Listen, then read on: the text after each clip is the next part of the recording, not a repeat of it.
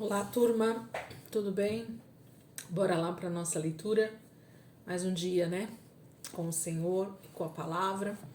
E nós vamos caminhando. Hoje, dia 3 dessa semana 20, quarta-feira, né? E a gente vai continuar aqui. Hoje nós vamos ler 2 Samuel 8 e 9 e 1 Crônicas 18.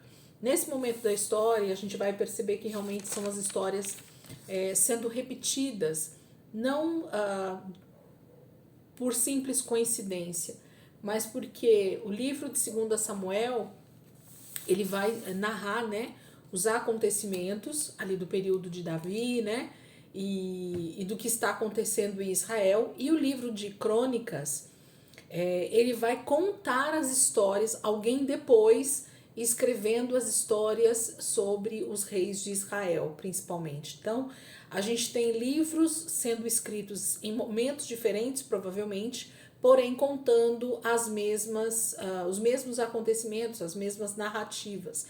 Então, a gente tem a impressão de que está repetindo, mas não. São livros escritos por pessoas diferentes, para situações diferentes, né? Um era para guardar todos os acontecimentos dos reis de Israel, que é Crônicas. O livro de 2 Samuel está justamente contando a história do que está acontecendo com Israel, né? E a gente tem então esses livros aqui dentro da Bíblia, e às vezes a gente lê de forma corrida a Bíblia normalmente, né? E quando a gente se depara com esses textos, a gente para, né, e fala, acho que eu já li isso em algum lugar. E realmente, você leu porque são os mesmos acontecimentos, só que estão em outros livros, numa outra sequência, tá bom? Então, 2 Samuel, capítulo 8 e 9, a gente começa aqui então.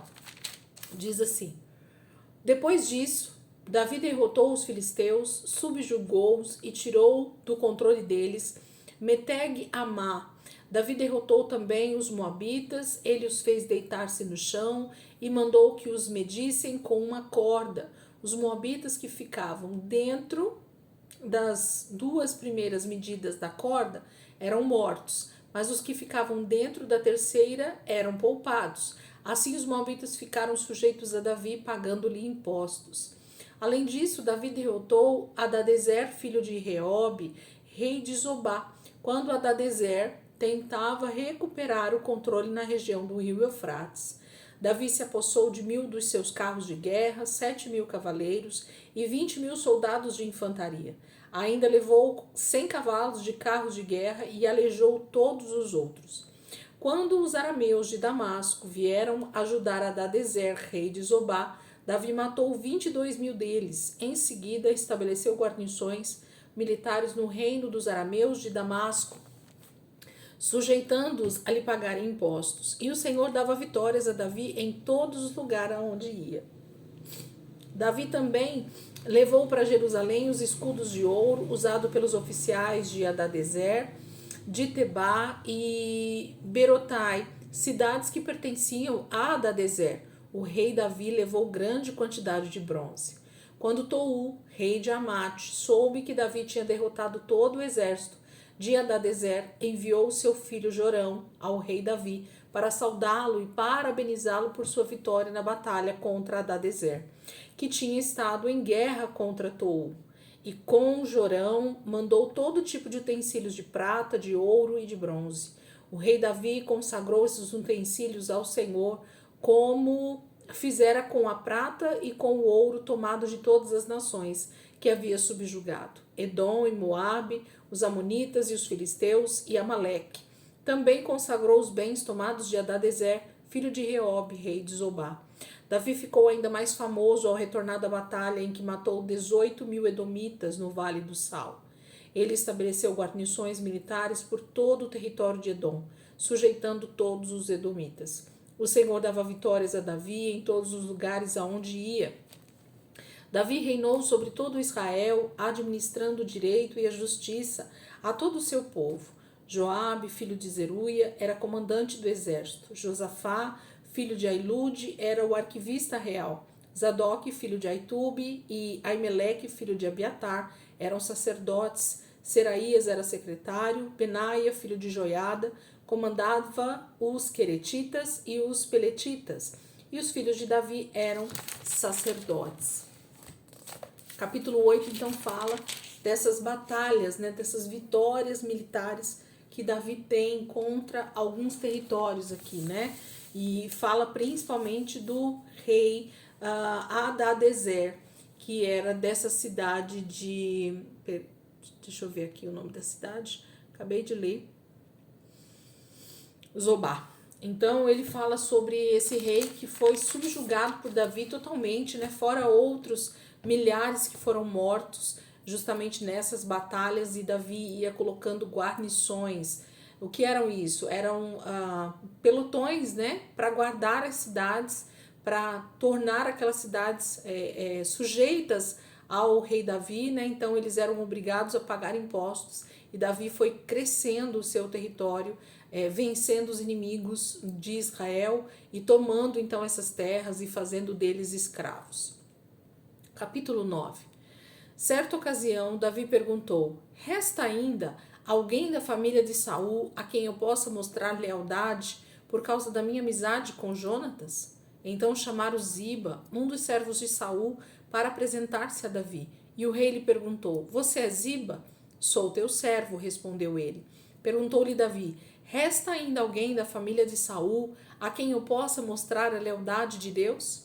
E respondeu Ziba: ainda há um filho de Jonatas, aleijado dos pés. Onde está ele? Perguntou o rei. E Ziba respondeu: na casa de Maquir, filho de Amiel, em Lodebar. Então o rei Davi mandou trazê-lo de Lodebar. Quando Mefibosete, filho de Jonatas e neto de Saul, compareceu diante de Davi, prostrou-se com o rosto em terra. Mefibosete? Perguntou Davi. E ele respondeu: sim, sou teu servo. Não tenha medo, disse Davi, pois é certo que eu o tratarei com bondade por causa de minha amizade com Jonatas, seu pai. Vou devolver-lhe todas as terras que pertenciam a seu avô, Saul, e você comerá sempre à minha mesa. Mefibosete prostrou-se e disse: quem é o teu servo, para que te preocupes com um cão morto como eu? Então o rei convocou Ziba e disse-lhe: devolvi ao neto de Saul, seu senhor, tudo que pertencia a ele e à família dele. Você, seus filhos e seus servos cultivarão a terra para ele. Você trará colheita para que haja provisões na casa do neto de seu senhor. Mas Mefibosete comerá sempre à minha mesa. Ziba tinha 15 filhos e 20 servos. Então Ziba disse ao rei: o teu servo fará tudo o que o rei, meu senhor, ordenou. Assim Mefibosete passou a comer à mesa de Davi, como se fosse um dos seus filhos. Mefibosete tinha um filho ainda jovem chamado Mica, e todos os que moravam na casa de Ziba tornaram-se servos de Mefibosete. Então Mefibosete, que era aleijado dos pés, foi morar em Jerusalém, pois passou a comer sempre à mesa do rei.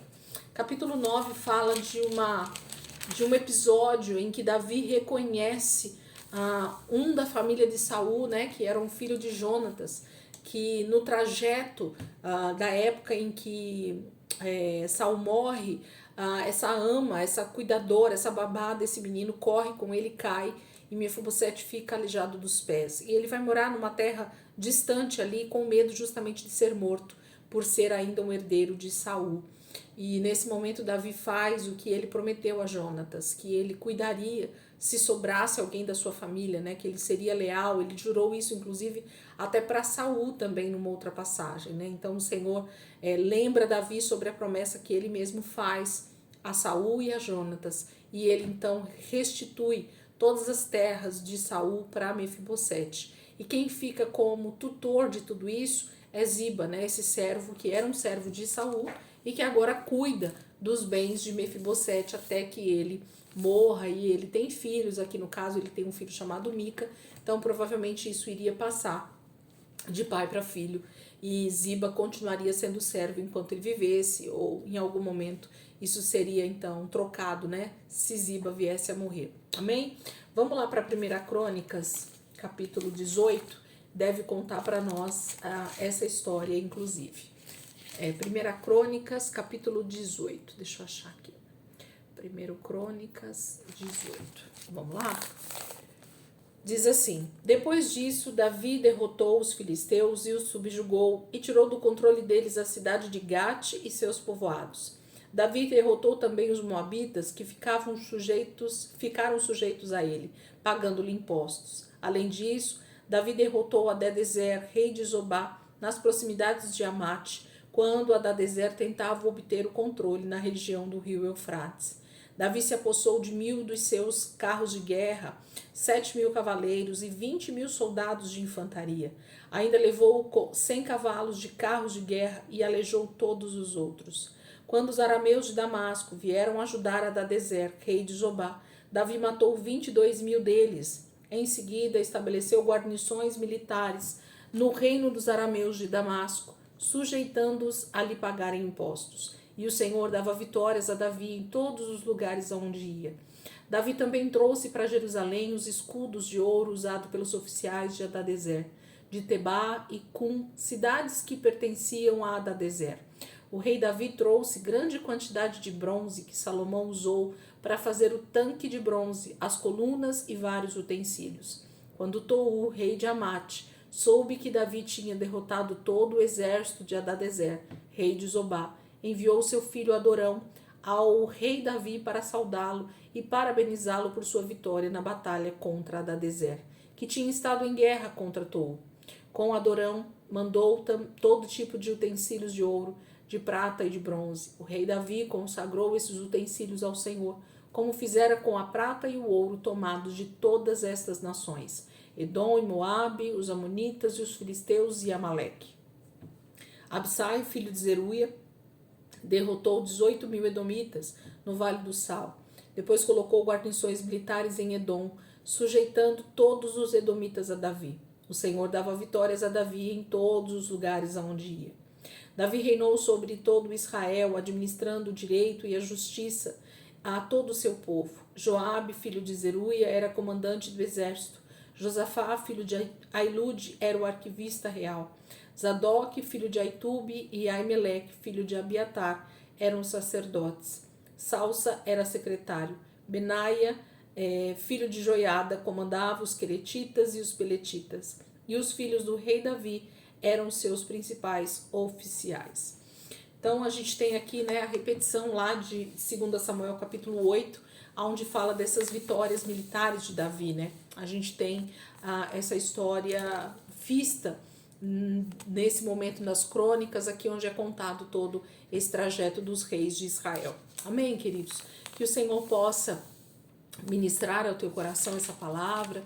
Se você tiver mais tempo aí, medite um pouco mais nessa passagem. Com certeza o Senhor sempre tem algo poderoso para ministrar ao nosso coração na palavra dele. Amém?